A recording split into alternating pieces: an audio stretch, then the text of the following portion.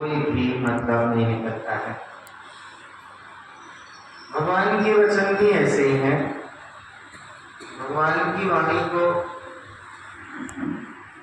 अगर समझ लिया, जान लिया कि भगवान के वचन शुद्ध हैं, ज्ञान की ज्ञान से अलंकृत हैं, संसार के परिभ्रमण से मुक्त कराने वाले हैं और अविनाशी मोक्ष मार्ग को प्रशस्त करने वाले हैं, ऐसा हमने जान लिया, समझ लिया। अब ज्ञानी क्या करता है, इसके लिए गुरुदेव ने 18 नंबर की गाथा दी है। एक गाथा पढ़ेंगे।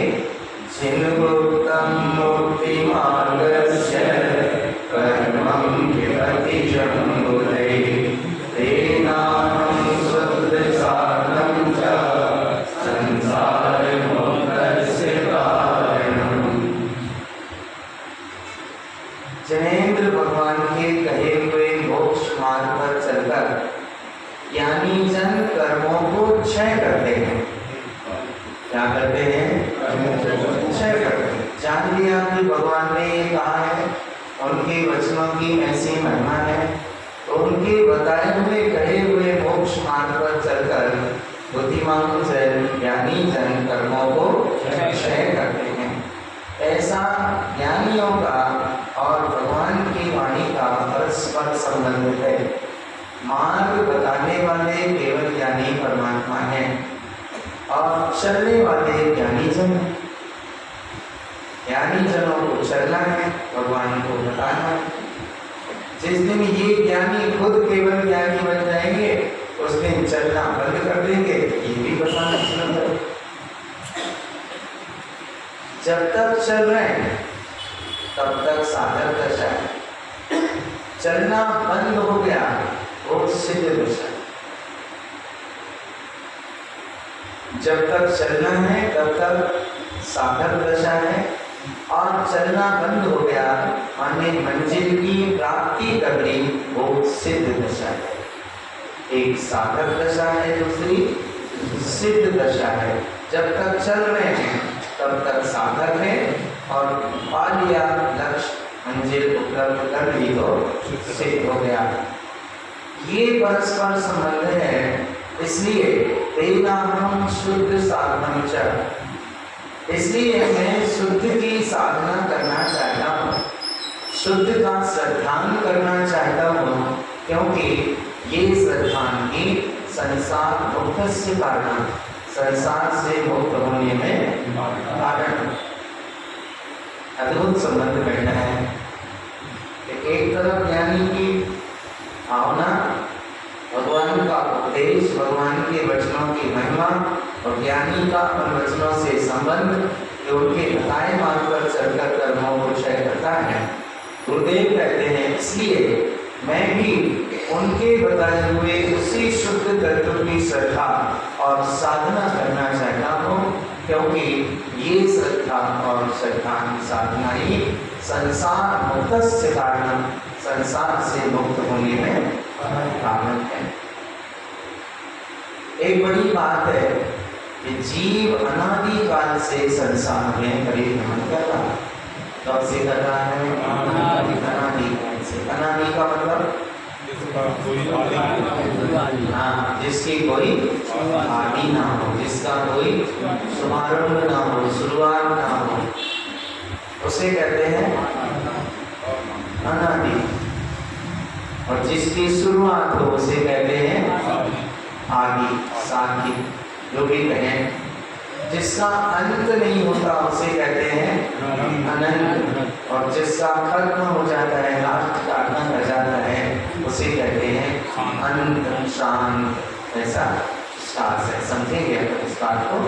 कभी किसी दिन जब ये प्रसंग आएगा तो हम आपको बताने की कोशिश करेंगे। तो यहाँ गुरुदेव ने इस जीव की कहानी प्रारंभ की है। अपना लक्ष्य तय कर लिया। देखो, कोई भी ज्ञानी समय दृष्टि साधु है, योगी है, इतने महान ग्रंथ की कोई भी रचना करता है। अकेले कारण स्वामी की ही बात की, कोई भी ज्ञानी आचार्य जब ग्रंथ लिखने बैठते हैं तो उसमें उनका अपना एक दृष्टिकोण होता है। उनका अपना एक निजी दृष्टिकोण होता है। उस दृष्टिकोण के तहत ग्रंथ की रचना होती हुई स्वयं में चली जाती है। अब मंगलाचरण करेंगे, भगवान का स्मरण करेंगे, उनकी वाणी का महत्व बताएंगे, उसका जीवन में क्या प्रयोग है ये समझाएंगे। और अब शुरुआत कर रहे हैं कहाँ से? जहाँ से ये जीव भ्रमण करना शुरू किया है वो समय कहाँ से है? अनादिकाल से। कब से है? अनादिकाल से। अब कैसे भ्रमण कर रहा है, किस कारण से भ्रमण कर रहा है? क्योंकि ज्ञान समुच्चय सार ग्रंथ को देखने का तय किया है। तो ज्ञान समुच्चय सार ग्रंथ होने के कारण यहीं से उन्होंने इस चीज को प्रारंभ किया है। लीजिए एक गाथा पढ़ेंगे 19 नंबर की। अनादिकाल भ्रमणं च पुण्यानं पश्यते वटो ज्ञानं तत्रं विष्णुते कोसि उदयभास्करम्। शायद पीडीएफ आ गई कौन से रूप में? कारण चैतन्य विदिशा वाले। ठीक, कारण चैतन्य विदिशा वाले रूप में आपके मोबाइल में ज्ञान समुच्चय सार ग्रंथ की पीडीएफ आ गई है। आप चाहें मोबाइल खोलकर उसमें से पढ़ सकते हैं, लेकिन मोबाइल से चैतन्य में बात करना, घंटी बजना पूरी तरह से निषिद्ध है। हाँ, एरोप्लेन मोड में डालते हैं और कैप्टन मोड होते हैं, आप समझ लीजिए। जोर से घंटी नहीं आना चाहिए और यहाँ बात करने का पूरी तरह से निषेध है। हाँ चलिए, तो एक गाथा पढ़ेंगे 19 नंबर। बोलिए। अनादिकाल भ्रमणं च पुण्यानं पश्यते वटो ज्ञानं तत्र न तिष्ठन्ते कोसि उदयभास्करम्। बहुत सुंदर, आपने बहुत अच्छे मनोयोग से गाथा पढ़ी। भैया स्वाध्याय करना है, ग्रंथ का स्वाध्याय करना है, समझना है। इसका मतलब है इसलिए मैं, 3 माने इसलिए, अहम माने मैं, इसलिए मैं शुद्ध का श्रद्धान और साधना करना चाहता हूँ, क्योंकि ये श्रद्धान और साधना ही संसार मुक्तस्य कारणम, संसार से मुक्त होने में कारण है। बहुत अच्छा, जो चीज समझ में नहीं आएगा ऐसा ही पूछते चलेगा, समझना है, जानना है ना। अनादिकाल भ्रमणं च पुण्यानं पश्यते वटो। वटु का अर्थ होता है पथिक, बेचारा, अज्ञानी जीव, राहगीर, वटु, वटोगी, ये शब्द के अर्थ हैं कि ये वटु, बेचारा, अज्ञानी प्राणी पुण्यानं पश्यते, तो ज्ञान को देखते हुए, मीन्स तो ज्ञान में रमते हुए, तो ज्ञान में अपना समग्र आचरण बनाए रखते हुए अनादिकाल भ्रमणं च, अनादिकाल से संसार में भ्रमण कर रहा है। कैसे? इस वजह से जो ज्ञान में रम रहा है, वो ज्ञान को देख रहा है, इसलिए ज्ञानम तत्र न तिष्ठन्ते, इसे फिर ऐसी अवस्था में वहाँ ज्ञान स्वभाव दिखाई नहीं देता। कैसे दिखाई नहीं देता? कोसी उदय भास्करम, जैसे उसियारे कीड़े को सूर्य का उदय दिखाई नहीं देता। उसियारा कीड़ा क्या करता है? अपने मुख से धागा निकालता है, बहुत पतला रेसी जैसा, और चारों तरफ घूम घूम कर वो अपने ऊपर ही ऐसा घना आवरण डाल देता है, इतना घना कोश बना लेता है, इतना घना घर बना देता है कि जब वो उसमें घुसता है तो दोपहर के 12 बज रहे हो तो भी उसे सूरज दिखाई नहीं देता, इतना घना घर बना देता। तो जैसे कोश में रहने वाले कीड़े को सूर्य का उदय भास्कर का उदय दिखाई नहीं देता, ऐसे ही अज्ञान और कुज्ञान में रमने वाले बटुक बेचारे अज्ञानी जीव को ज्ञानम तत्र न तिष्ठन्ते, अपना ज्ञान रूपी सूर्य दिखाई नहीं देता, ज्ञान स्वभाव दिखाई नहीं देता। और इस कारण से अनादिकाल भ्रमण च, कब से भ्रमण कर रहा है? अनादिकाल से भ्रमण कर रहा है। कौन सा जीव भ्रमण कर रहा है?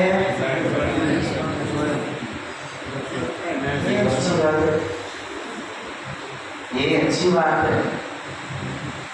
मैं स्वयं कर रहा हूँ ऐसा जानना ये बहुत श्रेष्ठ बात है, क्योंकि इसमें परोमुखी दृष्टि नहीं है कि अज्ञानी जीव कर रहा है या जो जीव को ज्ञान को देख रहा है वो कर रहा है, जिसे ज्ञान सूर्य दिखाई नहीं दे रहा वो कर रहा है। ये सारी चीजें किस पर घटित हो रही हैं? मेरे मैं स्वयं अज्ञान के कारण, ज्ञान के कारण अनादिकाल भ्रमण च, कब से भ्रमण कर रहा हूँ? अनादिकाल से। अब ये क्यों चल रहा है? अनादिकाल से भ्रमण क्यों चल रहा है? देखो ये बात अपन ने समझ ली, बस ऐसे ही अपने से संबंध जोड़कर चलना है। स्वाध्याय का प्रयोजन अपने आप से जोड़कर चलने का है। हमने भगवान की वाणी की महिमा समझ ली और ये भी जान लिया कि ज्ञानी इन्हीं समझकर कर्मों को क्षय करते हैं।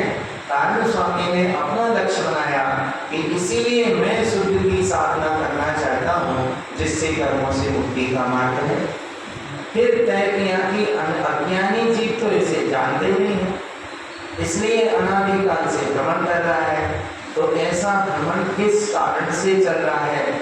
ये जीव विभिन्न पर्यायों में किस वजह से उत्पन्न होता है, किन किन कारणों से उत्पन्न होता है, इस तथ्य को गुरुदेव ने 20 नंबर की गाथा में बोला।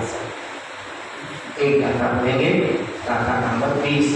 जो भी लोग पढ़ सकते हैं पढ़िए, क्योंकि आप गाथा पढ़ेंगे तो ये शब्द आपके देखने में भी आएंगे और थोड़ा सा भीतर भी एहसास में आएंगे। फिर अपन जब इसका अर्थ समझेंगे तो फिर आपकी आंतरिक चिंतन धारा का या अनुभूति का विषय भी बन सकते हैं। एक गाथा पढ़ना है 20 नंबर की। ज्ञानम पुण्यान लोभेन उद्यमन्नं वचनानि संयुक्तं ज्ञानिकेष्टिना उपपादन्ते पुण्यानं रमते सदा। ज्ञानम पुण्यान योगे, ज्ञान यहाँ जो कहा है ये आत्मा के अर्थ में है, क्योंकि आत्मा ज्ञानमयी तत्व है। ज्ञान है सो आत्मा है और आत्मा है सो ज्ञान है। तो यहाँ जो ज्ञानम शब्द आया है ये आत्मा के अर्थ में आया है।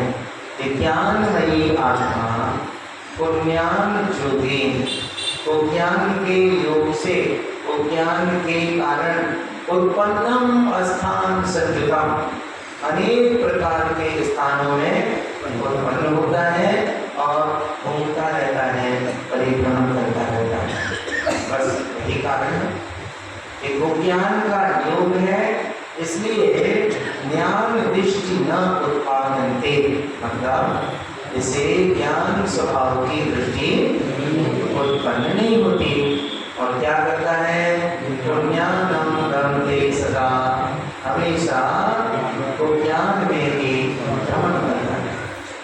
देखो 3 चीजें, अज्ञान, कुज्ञान, सम्यक ज्ञान। 3 चीजें, अज्ञान, कुज्ञान, सम्यक ज्ञान। एक आदमी कुछ भी नहीं जानता, अंगूठा छाप है, ना मंदिर जानता है, ना धर्म जानता है, ना सिद्धांत जानता है, ना उसे इस प्रकार की कोई समझ है। उसे कोई मतलब नहीं, आप आए तो आप कीजिए, ले आए तो कीजिए, ले आए तो कीजिए। ये क्या है? अज्ञान। ये क्या है? ज्ञान का बिल्कुल भी नहीं होना, अज्ञान। ज्ञान का बिल्कुल भी नहीं होना, इसका नाम अज्ञान। खोटे अर्थ में है, विपरीत अर्थ में है, मिथ्या अर्थ में है। ज्ञान मतलब जान तो रहा है लेकिन खोटा जान रहा है, उल्टा जान रहा है। एक आदमी सीप हाथ में लेकर खड़ा है, नदी के किनारे सीप हाथ में लेकर खड़ा है। रास्ते से एक राहगीर निकला, उससे उसने पूछा, भाई ये क्या है? वो कहता है मुझे नहीं पता। दूसरा आदमी निकला, उससे पूछा, भाई ये क्या है? वो कहता है चांदी। तीसरा आदमी निकला, वो कहता है तुम कुछ कह रहे हो, ये मैं समझ तो रहा हूँ, सीप भी कोई चीज होती है और चांदी भी कोई चीज होती है, लेकिन मैं कह नहीं सकता कि ये सीप है या चांदी है। और चौथा आदमी आया, उसने कहा ये बिल्कुल खरेखर सीप ही है, इसमें कोई संदेह नहीं है। बस ये है। पहला आदमी कह रहा है मुझे कुछ नहीं पता, ये क्या है? अज्ञान। मुझे कुछ नहीं पता, ये क्या हुआ? अज्ञान। ये चांदी है, ये क्या हुआ? ज्ञान।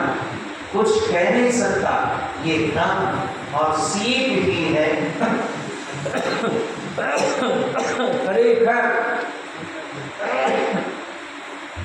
खरेखर सीप ही है, इसके अलावा और कुछ नहीं। इसका नाम संविज्ञान। समझ में नहीं आ रहा? तो कुछ नहीं जानना, इसका नाम अज्ञान। उल्टा जानना, इसका नाम ज्ञान। निर्णय न होना, इसका नाम भ्रम। और जैसे का तैसा जानना, इसका नाम संविज्ञान। बहुत स्पष्ट है, आप इतने अच्छे से समझ रहे हैं, ये बहुत अच्छी बात। मैं आपको जरा भी भारी नहीं लगा, ज्ञान समझ साधने का है, पर इतने रुचि से सुना समझना, ये बहुत खुशी की बात है। बहुत अच्छा है। समझाने वाले गुरु महाराज हैं। तो चलो क्लियर हो गया ना? अज्ञान, ज्ञान, भ्रम और सम्यक ज्ञान। तो कुछ नहीं जानना, और जो अक्षर है ये निगेटिव अर्थ में है। निगेटिव अर्थ में है, जैसे आपने कहा अमर। तो अमर मतलब नहीं मरने वाला। अमर माने नहीं मरने वाला। आपने कहा अमल। अमल माने जिसमें मल नहीं है, मल रहे। अजन्मा, जिसका कभी जन्म नहीं होता। अक्षय, जिसका कभी क्षय नहीं होता। ऐसे यहाँ जो अक्षर है अज्ञान में, ये निगेटिव अर्थ में है कि अज्ञान माने कुछ भी नहीं जानना, ज्ञान का न होना, इसका नाम अज्ञान। और खोटा जानना, इसका नाम ज्ञान। और निर्णय न होना, इसका नाम भ्रम। और जैसे का तैसा कर जानना, इसका नाम संज्ञान। अपने को कौन सा ज्ञान चाहिए? संज्ञान। इन तीनों से ऊपर था, और इन तीनों से ऊपर उठाने का जो मार्ग बतलाने वाला है वो है ये ग्रंथ ज्ञान समुच्चय सार। ठीक है? तो अब अपने को क्या समझना है कि ये जो ज्ञान है, आत्मा है, ये विज्ञान के योग से संसार में परिभ्रमण कर रहा है। अब एक भव्य जीव ने प्रश्न किया, महाराज ऐसा नहीं हो सकता। हम जो जैसे जान रहे हैं कि ये चांदी है तो उसी, लेकिन हम जान रहे हैं ये चांदी है। नहीं तो ऐसा नहीं हो सकता क्या कि हम उसे चांदी भी जानते रहें और सीप भी जानते रहें।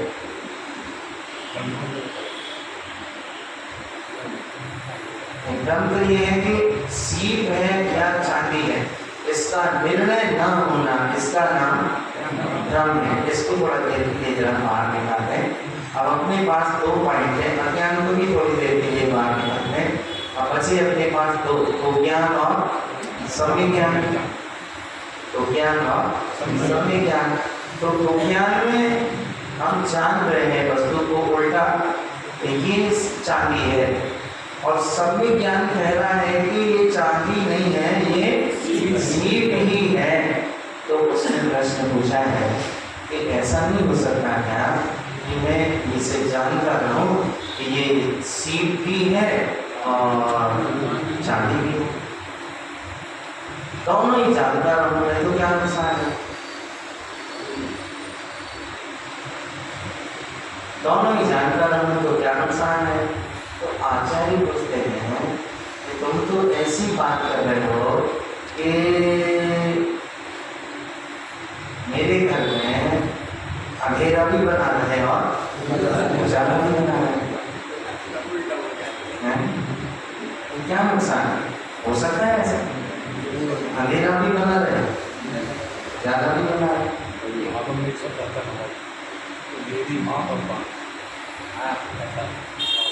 स्ववचन बाधित न्याय का अवसर है। तो 2 काम एक साथ हो सकते हैं क्या? कि घर में दीपक भी चल रहा है और अंधकार भी बना हुआ है। तो आचार्य कहते हैं कि एक समय में ज्ञान की एक ही पर्याय रहेगी, या तो वो अज्ञान की हो, वो ज्ञान की हो, भ्रम की हो, या सविज्ञान की हो। सारी पर्यायें एक साथ नहीं रह सकती। ज्ञान की एक पर्याय वो ज्ञान है तो सविज्ञान नहीं होगा, और सविज्ञान है तो वो ज्ञान नहीं होगा। इस संबंध में कितना अद्भुत उदाहरण दिया है, आप देखिएगा। माने कारण स्वामी को छोड़कर लोग क्या कर रहे हैं और घर में आपके हीरा रखा है, इसका आपको कितनी अद्भुत बात है। हम केवल एक गाथा पढ़ेंगे बस और समझेंगे कि ये जो चीज है ज्ञान की अवस्था तो एक से नहीं हो सकती। एक समय एक गाथा पढ़िए। ज्ञानम पुण्याम एकल्पम रजनी दिनकरम जटा जति रजनी उद्भारंगे दिनकरम असंगता।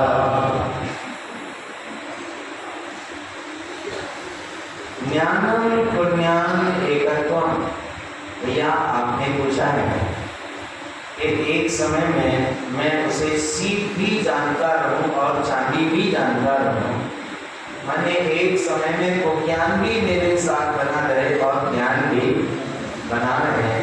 इसके समाधान में आचार्य कहते हैं ज्ञानम पुण्याम एकत्वम रजनी दिनकरम जटा। रजनी कहते हैं रात्रि और दिनकर कहते हैं सूर्य। ज्ञानम पुण्याम एकत्वम, ज्ञान और विज्ञान का एकत्व ऐसे संभव नहीं है जैसे रजनी और दिनकर, रात्रि और सूर्य। हम आपसे पूछें, रात्रि है अभी तो रात्रि है तो कोई दिक्कत नहीं है, पर सूर्य भी तो रह सकता है ना इसके साथ, नहीं रह सकता। अच्छा, सूर्य बना रहे और रात्रि भी बनी रहे तो एक समय में क्या रहेगा? रात रहेगी या सूर्य रहेगा, रजनी रहेगी या दिनकर रहेगा। दिनकर रहेगा तो रजनी नहीं रहेगी और रजनी रहेगी तो दिनकर नहीं रहेगा। तो ज्ञान ज्ञान और विज्ञान का एकत्व ऐसे संभव नहीं है जैसे रात्रि और सूर्य। यदि रजनी उत्पादन थे, अगर रात्रि उत्पन्न होती है, अगर रात्रि आती है तो कब आती है? दिनकरम अस्तम गता, जब सूर्य अस्त को प्राप्त हो जाता है, जब सूर्य डूब जाता है, सूर्य अस्त हो जाता है, तब जाकर रात्रि आती है। एक पक्ष हुआ, अगला पक्ष, अगली गाथा। यदि रजनी च संपूर्णम उत्पन्नम भानुभास्करम रजनी विलयम जानति ज्ञानम पुण्यान विधीयते।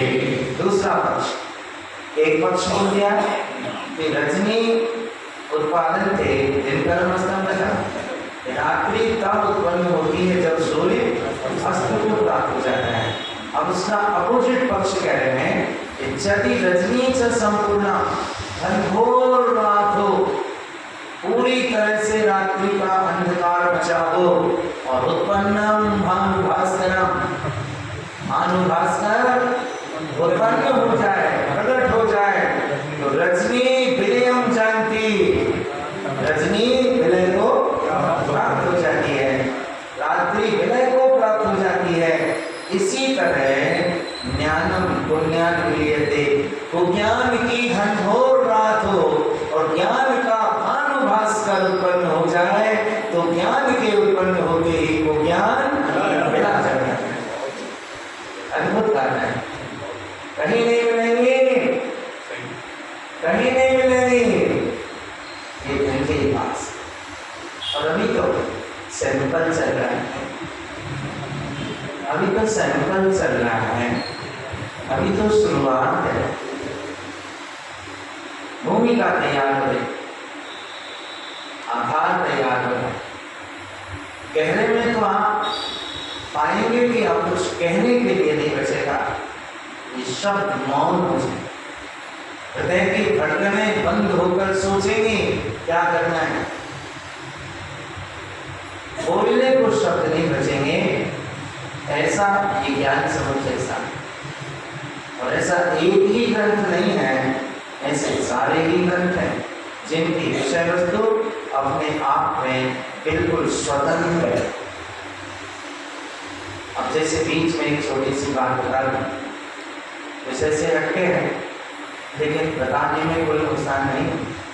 तो ज्ञान समुच्चय सार में तो विज्ञान, विज्ञान, सम्यक दर्शन के भेद, अविरति सम्यक दृष्टि का वर्णन, रति का, फिर साधु का, फिर अरिहंत का, सिद्ध का, 5 कर्मियों का, फिर गुणस्थान और के ध्यान और कर्ता स्तर और वर्णमाला, दुनिया भर के विषय में काय में ज्ञान समुच्चय सार। उपदेश शुद्ध सार में कितनी गाथा है? 589। 589 कितनी गाथा है? 500। आप कल्पना कर सकते हैं।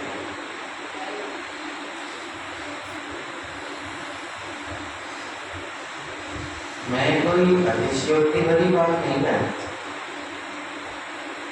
मेरी बात को अतिशयोक्ति पूर्ण मत लीजिएगा, एक सच्चाई के धरातल पर खड़े होकर विचार करें। मैं आपकी विचार शैली को दिशा देना चाहता हूँ, अतिशयोक्ति बदल करके आपकी बुद्धि को भ्रमित नहीं करना चाहिए। आप स्वयं उस धरातल पर खड़े होकर विचार करें। बताने का काम हमारा, विचारने का काम आपका। 589 गाथाएं कोई चीज होती है, 2, 4, 10 गाथा तो नहीं है ना, 100-200 गाथाएं तो नहीं है ना, 589 गाथाएं कोई चीज होती हैं, कोई मायने रखती हैं। और आप आश्चर्य करेंगे कि 589 गाथाओं में अविरत सम्यक दृष्टि का नाम नहीं आया कहीं, साधु की चर्या का नाम नहीं आया कहीं, सिद्धांत के शब्दों का जो ज्ञान समुच्चय सार में बताए जा रहे हैं इनका कहीं नाम और निशान नहीं।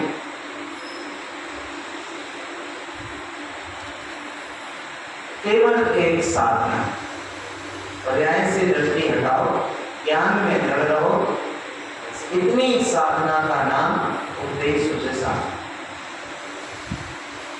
इतनी साधना का नाम उपदेश उपदेश है। और इसके लिए फिर ज्ञान के भेद प्रभेद, आपको पता है ज्ञान के 5 भेद हैं और 5 ज्ञान के भेद प्रभेद आप जानते हैं। लेकिन कारण स्वामी ने मति ज्ञान के अक्षरों की साधना की, शुद्ध ज्ञान के अक्षरों की साधना की, अवधि ज्ञान, मनन ज्ञान, केवल ज्ञान के अक्षरों की साधना की है, क्योंकि विज्ञान को अक्षर कहना, ज्ञान अक्षर है। जब इसमें थोड़ा बहुत कथन आएगा अक्षर का, नहीं भी आएगा तो अपन किसी प्रसंग में बात करेंगे। अक्षर का मतलब कभी क्षरण नहीं होने वाला। तो पूरा उपदेश शुद्ध सार केवल एक बात पर टिका है कि पर्याय से दृष्टि हटाओ, स्वभाव की दृष्टि बनाओ, ज्ञान भाव में रहो। बस इसी का नाम उपदेश शुद्ध सार है। यही भगवान के उपदेश का शुद्ध सार है। इतनी महान रचना, इतनी विशाल कृति और कोई विषय का वर्णन नहीं है उसमें, गजब की चीज। आप देखना, अध्ययन किया होगा, देखा होगा, मन से शुरू किया है, मन से और अनुभव से शुरू किया है। अगर मन से दृष्टि हट गई तो अनुभव को प्राप्त हो जाओगे, और अनुभव करके फिर अगर मन की तरफ देखा, नीच की संगति करी, तो ग्रहण किया हुआ अनुभव रत्न छूट जाए। यहाँ से उपदेश विचार की शुरुआत हुई है। तो अजब गजब बातें हैं काफी सारी, कोई अजब बात है इन सारी चीजों में। मुझे नहीं पता था कि कोई जादू है। छोटा सा बीच में स्मरण आ रही है, बता दूं आप कहें विषय तो खैर चल ही रहा है, हाँ उसको अपना बुलाई। पंडित ज्ञानचंद जी, वाणीभूषण जी, विदिशा शिखर जी में शिविर लगाया, मुझे बुलाया उन्होंने। उनका अपना कुछ मन था, कोई उद्देश्य था। मैंने उनके उद्देश्य की पूर्ति में सहायक बनने का प्रयास किया। एक दिन ज्ञानचंद जी बोले, ब्रह्मचारी जी, चंद्रा प्रभु भगवान का मंदिर है जो शिखर जी में आपने देखा होगा, 13 मंदिर बिल्डिंग कोठी में, तो बड़ा आंगन है। उस आंगन में सभा होनी थी, दोपहर का समय था। ज्ञानचंद जी बोले, बसंत जी, आज तो आप ऐसी चीज सुनाओ जो किसी ने आज तक सुनी नहीं हो। पंडित जी, आपके श्रोताओं की अलग क्षमता हो तो मैं सुनाने को तैयार हूँ, और आप भी हंसने लगे। बड़ी प्यारी हंसी होती थी ज्ञानचंद जी की, बड़ा मधुर स्वभाव और एक अलग ही व्यक्तित्व था। आज उनका नहीं होना बहुत लगता है। दिगंबर समाज का एक आधार स्तंभ व्यक्तित्व था। बड़े प्यारी हंसी बोले, नूरे को भी आप बोल रहे हैं। मैंने कहा जी, मेरे में कोई कमी है क्या, मैं नहीं सुन सकता हूँ क्या? मैंने कहा नहीं, कमी की बात नहीं है, आप सुन सकते हैं, तभी तो आपने हिम्मत करके ऐसी गजब बात कह दी कि बसंत जी ऐसी कोई चीज सुनाओ जो अभी तक नहीं सुनी हो। मैंने कहा मैं ऐसी सुनाऊंगा जो उन्होंने तो सुनी नहीं होगी, लेकिन आपने भी नहीं सुनी, ऐसी चीज सुनाओ। अब अपने पास क्या रखा है, अपन सड़क शांत आदमी, अक्कड़ बाबा, अपने पास क्या रखा है ऐसा सुनाने के लिए? हाँ, यही चीज है जो हमने कभी नहीं सुनी थी, और हमने उसे जनगण बाग लोग बोलना पड़ा। चला प्रभु मंदिर के सामने जनगण बाग लोग बोलना पड़ के करीब 1 घंटे 20 मिनट उसकी व्याख्या कि अज्ञानी कैसा आचरण करता है और ज्ञानी का आचरण कैसा। क्योंकि जनगण बाग लोग बोलना ज्ञानी और अज्ञानी का एक अद्भुत तुलनात्मक वर्णन करने वाला बोलना है। आनंद हुआ उसमें, फिर हमने टीम लगाई, समय साल की, परमात्म प्रकाश की, अध्यात्म रस की, क्योंकि ये सारे ज्ञानी महापुरुष हुए हैं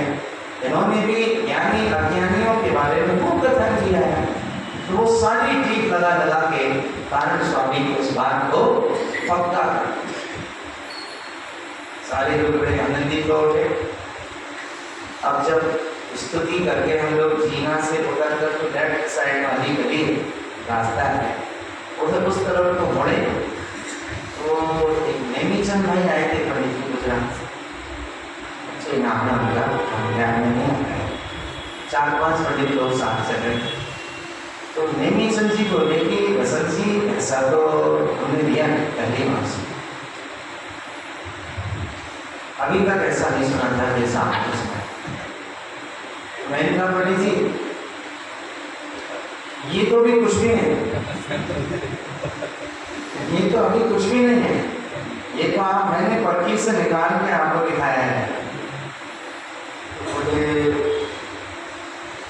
इसके आगे भी कुछ है। उनका आगे कुछ है ऐसा नहीं है, अभी तो शुरुआत ही नहीं हुई।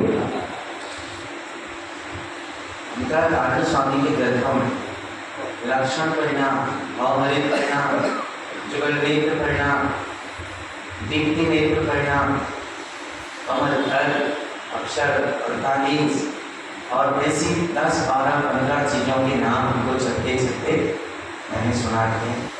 इनका आध्यात्मिक स्वरूप आप समझेंगे तो ये कहेंगे कि दुनिया में ऐसा ज्ञान जो तारण स्वामी के पास है ये कहीं नहीं है। जैसे ही मैंने ये कहा आपको तो एकदम ऐसे हो गए जैसे पगले हाथ से गए हैं, ऐसा भी कहा है, ऐसा भी कहा है, ऐसा भी कहा है क्या, ऐसा भी हो सकता है क्या। मैंने कहा आप धैर्य रखो, धीरज रखो, मैं अगले बार अंदर को ग्रंथ लेकर आऊँगा। हम दिनों ये मोबाइल और ये सब चीज़ें नहीं, कोई पीडीएफ होने का सवाल नहीं था, ग्रंथ का ही सहारा चलता था। लेकिन बाद में काफ़ी चर्चाएं हुई और इनकी कद्र अगर कोई कर सकता है तो जानकार आदमी हो सकता है। जो समझदार है वे ही इनकी कीमत कर सकते हैं, फिर वे साधु हों, विद्वान हों या जो भी। हमने 1996-97 हमारे भाई पंडित विजय दोही जी, भाई प्रवीण भोपाल, राजेंद्र सेवक भोपाल और 2-3 लोग सहयोगी, इन सबके सहयोग से अध्यात्मवाणी ग्रंथ 50 जगह भिजवाई जगह पर समान। आज भी वो उन मंदिरों में रखे हुए हैं, पढ़ने वाले पढ़ते होंगे, नहीं पढ़ने वाले उठा के तरफ रख देते होंगे। ये तो अपनी अपनी श्रद्धा का विषय है,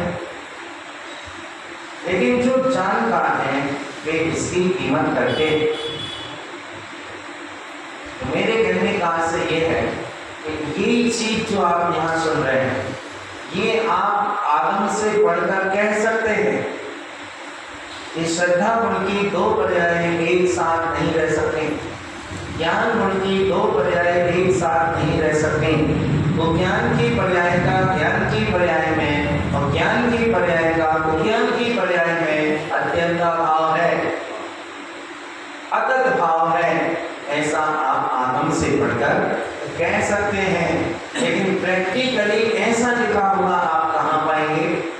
विज्ञान और कुज्ञान का एकत्व, ये 2 पर्याय एक साथ होना ऐसा कठिन काम है जैसे सूर्य और रात्रि।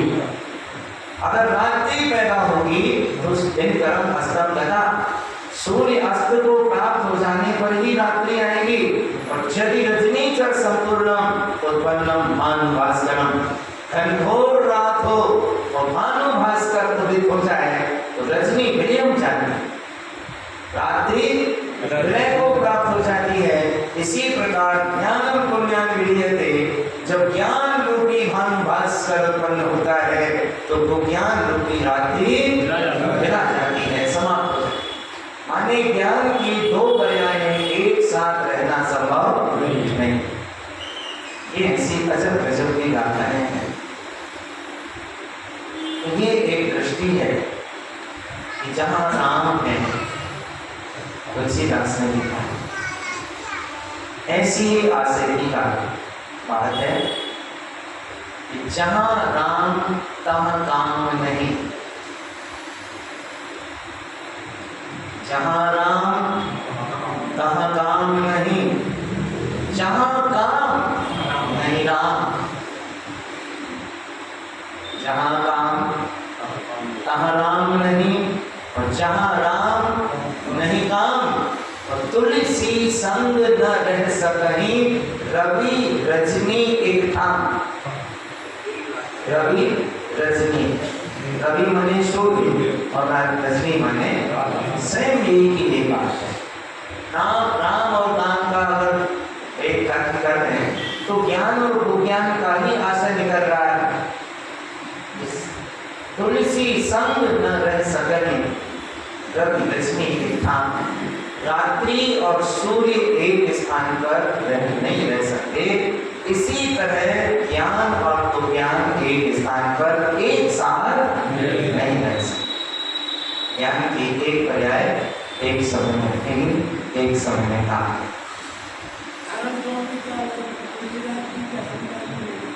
जी नहीं, तुलसीदास 1600 के आसपास, संवत 1680 मंगल के दिन 1680 के नारायण स्वामी 1572, लगभग 100-125 साल बाद तुलसीदास।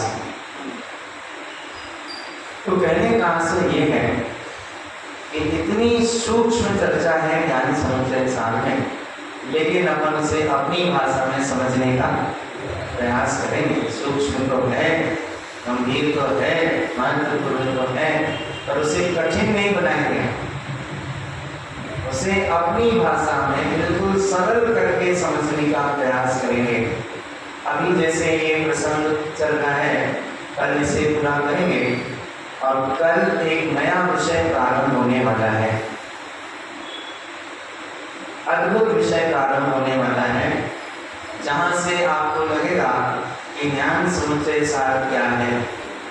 प्रसंग प्रारंभ होने वाला है सम्यक् के 10 प्रश्नों का। सम्यक् से संबंधित 10 प्रश्न, एक श्लोक में 10 प्रश्न होंगे, 3 श्लोकों में समाधान होगा। एक मंदाक्रांता में प्रश्न होंगे, 3 श्रद्धरा छंदों में समाधान होंगे। और ये नहीं कि प्रश्न इधर है तो उत्तर 8वें नंबर पर, ये नहीं कि प्रश्न दूसरे नंबर पर है तो उत्तर 6वें नंबर पर है, नहीं। जिस क्रम से प्रश्न है मंदाक्रांता में, उसी क्रम से उत्तर है श्रद्धरा में। ये गजब का प्रयोग नारायण स्वामी ने किया था, जो ज्ञान समुच्चय सार में उन्हें देखकर हम सारे जीवों पर बड़ी कृपा की, करुणा, उपकार की। जितना समझ सकेंगे समझने का प्रयास करेंगे, और समझ में नहीं आएगा तो उनके ऊपर छोड़ देंगे। हाँ, ये अपन नहीं जानते, आप जान लो, जो कुछ होता हो उसको बताओ। जितना अपन समझ सकेंगे, अपनी जितना बजट है, अपनी जितनी क्षमता है, अपनी जितनी पात्रता है और छोटी मोटी अल्प सी बुद्धि है, उतना अपन समझने की पूरी कोशिश करेंगे। लेकिन नहीं आएगा तो अपना डंडा बीच में बिल्कुल भी नहीं लगाएंगे। हम आपसे साफ कह देंगे, भैया इस विषय में हमें जानकारी नहीं है, आप कुछ। कल हम इस विषय को पूर्ण करेंगे, ज्ञान और अज्ञान की, विज्ञान की एकता वाले बिंदु को, और कल ही इस विषय की शुरुआत करेंगे। आप उन 10 प्रश्नों को नोट कर लीजिए और नोट दिया करें कि बोर्ड पर कुछ लिखने की, अगर बोर्ड पर वो लिखा जाए तो और अच्छा है, तो सबको याद हो जाएंगे। प्रश्न भर लिखा जाए, उत्तर की बात के वक्त बाद में समझें। दृष्टि अपने ज्ञान स्वभाव की बनाएं, अपने जीवन को ज्ञान के अज्ञान के अंधकार से बचाएं, ज्ञान के प्रकाश में जीवन जिएं। यही श्री गुरु का हम सबके लिए मंगल सत्य। बोलिए शिव महाराज की जय, ज्ञान समुच्चय सार राज की जय।